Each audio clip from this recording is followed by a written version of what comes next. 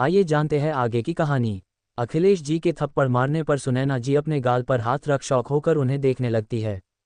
वही अखिलेश जी कहते हैं, मैंने तुमसे ज्यादा घटिया औरत आज तक नहीं देखी है। उद्धरण चिन्ह। उनकी बात सुन सुनैना जी हैरान हो जाती है। अखिलेश जी गुस्से से आगे कहते हैं, अभी इसी वक्त निकलो मेरे घर से।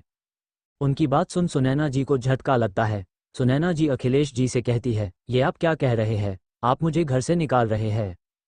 उनके सवाल पर अखिलेश जी उन्हें देख कहते हैं, नहीं, तुम्हें तो पुलिस के हवाले करना चाहिए।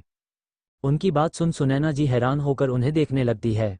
अखिलेश जी दोबारा कहते हैं, तुमने सुना नहीं मैंने क्या कहा, अभी इसी वक्त निकलो मेरे घर से। उनकी बात सुन सुनैना जी को गुस्सा आ जाता है और वो कहती है, मैं कहीं नहीं जाऊंगी, ये सिर्फ आपका नहीं मेरा भी घर है, आपकी पत्नी हूं मैं। उनकी बात सुन अखिलेश जी उन्हें घूरते हैं और कहते हैं, तो ठीक है, आज अपनी आखिरी रात इस घर में बिता लो, क्योंकि कल तो तुम्हें इस घर से जाना ही पड़ेगा। इतना बोल वो वहां से चले जाते हैं। तो वही उनकी बात सुन सुनैना जी परेशान हो जाती है। दूसरी तरफ राजवीर शिवी के सिरहाने बैठा उसके सिर को सहला रहा था। उसे समझ नहीं आ रहा था कि कल सुबह जब शिवी को होश आएगा तब वो शिवी को कैसे संभालेगा। राजवीर के मन में बहुत सारे सवाल घूम रहे थे, जिसे वो परेशान हो गया था। तभी राजवीर को महसूस होता है कि शिवी कांप रही है। राजवीर उसे देखने लगता है तो शिवी बेहोशी की हालत में कांप रही थी, साथ ही कुछ बड़बड़ा रही थी। राजवीर जल्दी से शिवी को शांत करने की कोशिश करता है और उसके माथे को सहलाते हुए उसे अपने सीने से लगा लेता है। राजवीर शिवी को अपने सीने से लगा उसकी पीठ सहला उसे शांत करने की कोशिश करता है और जल्दी ही उसकी कोशिश कामयाब हो जाती है और शिवी का कांपना बंद हो जाता है। शिवी के शांत होने के बावजूद राजवीर उसे अपने सीने से लगाए ही रखता है और ऐसे ही कुछ देर में उसे भी नींद आ जाती है और वो भी सो जाता है। अगली सुबह राजवीर के बाहों में सो रही शिवी की नींद टूटती है और वो धीरे धीरे अपनी आंखें खोलती है। शिवी जब अपनी आंखें खोलती है तो कुछ पल उसे सब धुंधला नजर आता है। शिवी 2-3 बार अपनी पलकें झपकाती है, तब उसे सब ठीक से नजर आने लगता है।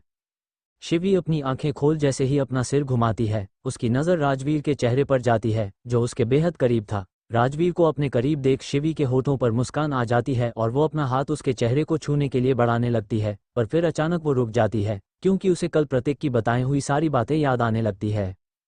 प्रतीक की सारी बातें याद कर शिवी अपना हाथ पीछे लेती है और फिर उसके आंखों के सामने वो नज़ारा आता है जब उसके सामने उसके माँ पापा दोनों की लाशें थी, जिन्हें देख वो वही घुटनों पर बैठ गई थी। और तभी शिविन बस शिवी को पकड़ रो रहा था, पर शिवी बस अपने माँ पापा को देख रही थी। उस वक्त शिविन को संभालने के लिए शिवी ने अपने आंसू अंदर ही रोक लिए थे, जो आज नासूर बन उसे अंदर से तकलीफ दे रहे थे।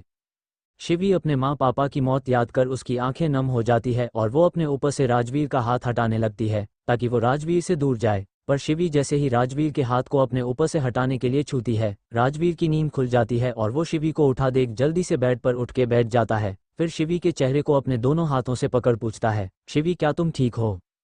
उसके सवाल पर शिवी उसके हाथ अपने चेहरे से हटा जल्दी से बेड से उतर राजवीर से दूर जाकर खड़ी हो जाती है। शिवी को ऐसे देख राजवीर हैरान हो जाता है और वो भी बेड से उतरता है।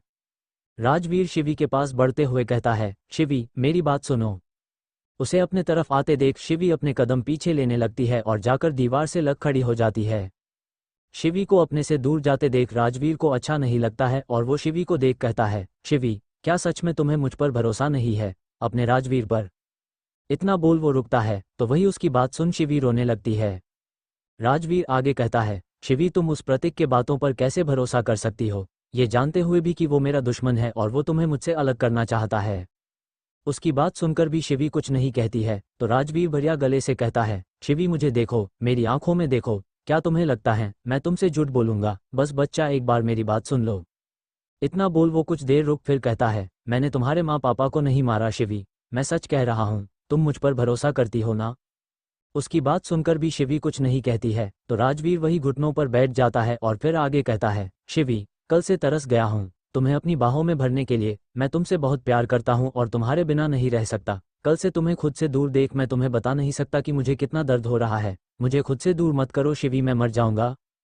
इतना बोलते ही उसकी आंखों में आंसू आ जाते हैं और वैसे ही अपने से कुछ दूर खड़ी शिवी को देखने लगता है तो वही शिवी उसे ही देख रही थी। राजवीर की आंखों में आंसू देख शिवी जल्दी से उसके तरफ भागते हुए आती है और उसके पास नीचे बैठ रोते हुए उसके गले से लग जाती है। शिवी के गले लगते ही राजवीर भी उसे कसके पकड़ लेता है और वो भी रोने लगता है।